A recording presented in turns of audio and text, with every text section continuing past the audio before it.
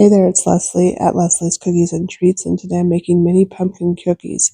And I have an announcement at the end, so please stay tuned.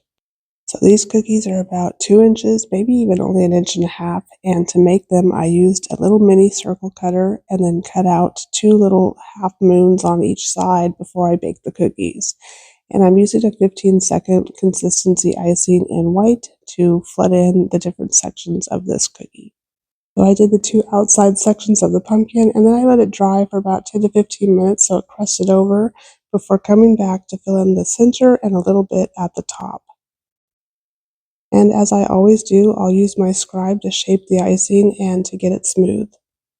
And once I have it smooth, I'll set it aside to dry completely, and then the next day I'm going to come back in with some sugar dust from the Sugar Art, and I'm using a soft paintbrush from Borderlands Bakery, and I've mixed yellow and brown luster dust together, and I'm just going around all of the edges of the pumpkin. I want it to kind of have a vintage feel.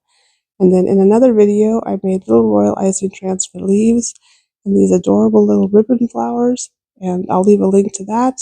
And that's it. This little cookie is done. These are bite-sized little cookies. They're so fun and quick to make, and everyone loves a little bite-sized cookie.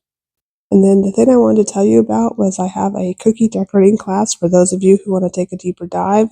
For Halloween, it's Halloween Gnomies, but I just added Christmas Gnomies to the class, so it's like getting 2 classes for the price of 1. I'll leave a link in the description and you can check that out. So I hope you'll come and join all the other ghouls and goblins who have taken the class. It's a lot of fun, and now you'll have your Christmas cookies covered too with unique designs. Thank you so much for watching. See you next time.